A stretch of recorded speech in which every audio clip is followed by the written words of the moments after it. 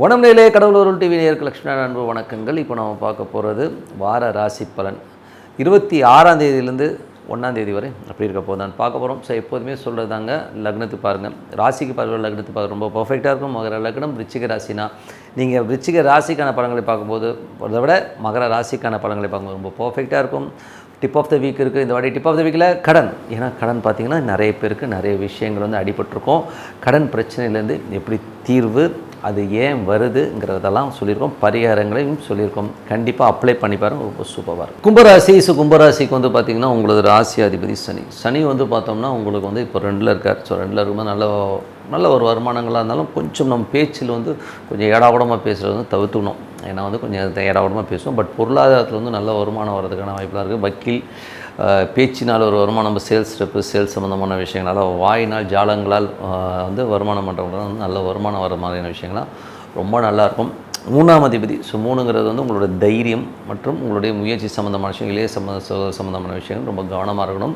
இதில் வந்து 6ல் வந்து செவ்வாய் இருக்கிறது வந்து பார்த்திங்கன்னா உங்களுக்கு ஷோல்டர் பெயின் வர்றதுக்கான வாய்ப்புகளை கொண்டு வரணும். அது மட்டும் இல்லாமல் உங்களுக்கு வந்து 10ஆம் அதிபதி என்பது பாதம் சம்மந்தமான விஷயங்கள், கால் சம்மந்தமான விஷயங்களை கண்டிப்பாக நமக்கு ஒரு உடல் சம்மந்தமான விஷயங்கள் ஒரு பாதிப்பை கண்டிப்பாக ஏற்படுத்தும். ஏன்னா வந்து இது ஜூன் 10ஆம் தேதி வரை அது 6ஆம் இடங்கிறது ரோகத்தை சொல்லும், வழக்குகளை சொல்லும், ஒரு டென்ஷனை கொடுக்கும். ஸோ அதனால் வந்து ஒரு மன உளைச்சலையும் டென்ஷனையும் கொடுக்கும்.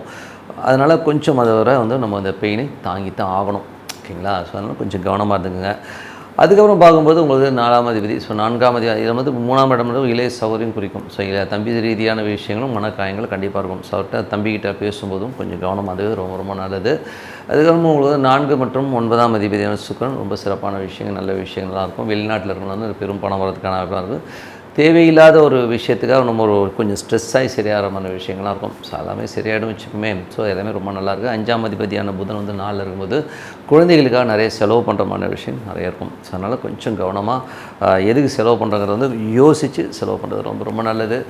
6ஆம் அதிபதி என்பது வேலை விஷயமாக இருக்கட்டும், வேலையில் வந்து ஒரு நெருக்கடிகளோ ஒரு டென்ஷனோ ஸ்ட்ரெஸ்ஸோ வரதுக்கான வாய்ப்புகள் இருக்குது. உடல் ரீதியான விஷயங்கள் வந்து ஒரு மனசலனங்களையும் கொஞ்சம் பாதிப்பையும் ஏற்படுத்தும். ஸோ அதனால் உடலை கொஞ்சம் கரெக்டாக பார்த்துக்குங்க. வழக்குகளை வந்து கேர்லெஸ்ஸாக விட்டுறாதீங்க. எவனோ ஒருத்தன் நோட்டீஸ் விட்டான் போடான்னு சொன்னீங்கன்னா திடீர்னு வாரண்ட் வந்துடும். ஓகேங்களா? நீங்கள் கேர்லெஸ்ஸாக விட்டதுனால ஒரு அவமானங்களை சந்திக்கிறமான விஷயங்கள் வரும். ஸோ அந்த மாதிரி விஷயங்கள்லாம் கொஞ்சம் கவனமாக பார்த்துக்கு நல்லது.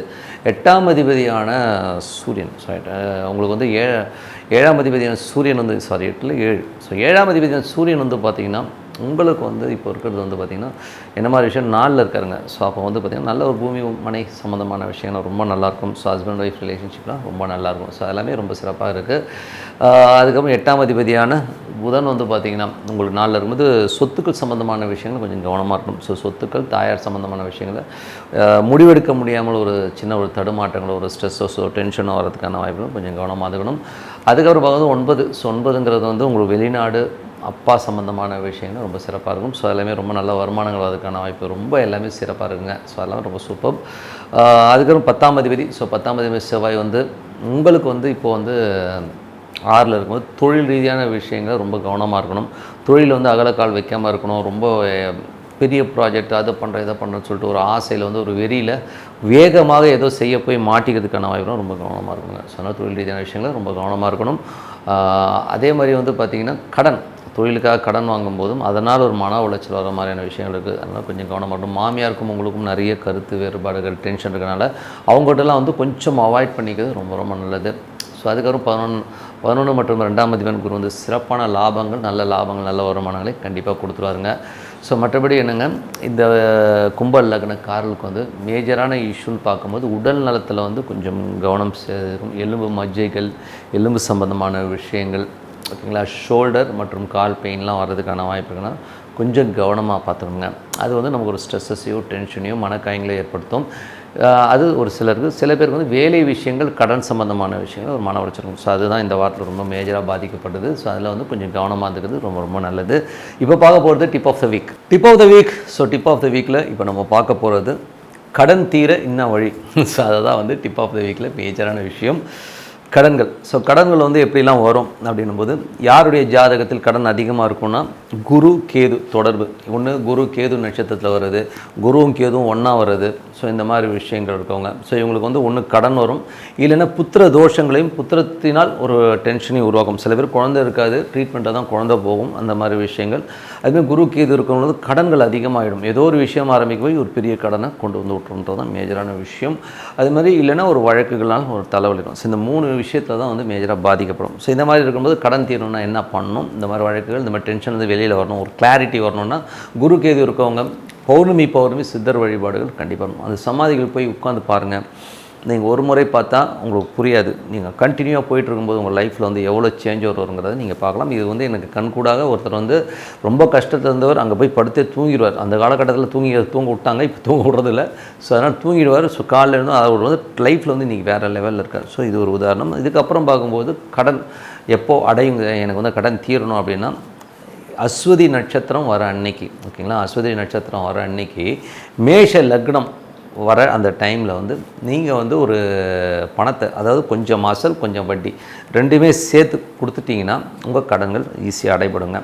ஸோ அதுக்கப்புறம் அனுஷ நட்சத்திரம் வர நாள். ஸோ ஒரு அனுஷ நட்சத்திரம் வருதுன்னு வச்சுக்கோமே, ஸோ அந்த அனுஷ நட்சத்திரம் வர நாளும் விருச்சிக லக்னமும் வர அந்த நாள் அன்னைக்கு நீங்கள் வந்து ஒரு பார்ட், அதாவது ஒரு அசல் ப்ளஸ் வட்டி, ஓகேங்களா, ரெண்டுமே சேர்த்து அதை அடைங்க. அந்த காலகட்டத்தில் அடைச்சிட்டிங்கன்னா அந்த கடன் வந்து கடன் உங்களுக்கு வந்து அடையப்படுங்க. ஸோ அது வந்து ரொம்ப சூப்பராக ஒர்க் ஆகும். அது வந்து பண்ணி பாருங்கள், அது ரொம்ப நல்லாயிருக்கும். அதுக்கப்புறம் பார்க்கும்போது செவ்வாய்க்கிழமை செவ்வாய் ஓரையில் வந்து ஒரு கடன், அதாவது ஒரு அசல் ப்ளஸ் வட்டி ரெண்டுமே சேர்த்து கட்டிட்டிங்கன்னா அந்த கடன் அடைபடுங்க. ஸோ இதில் வந்து பார்த்திங்கன்னா டாப் 3 ரொம்ப சூப்பராக வேலை செய்யும். குரு கேதுவாக இருக்கட்டும். குரு கேதுனா ஒரு பிறவியில் வர இந்த கர்மா வந்து அழிகிறது.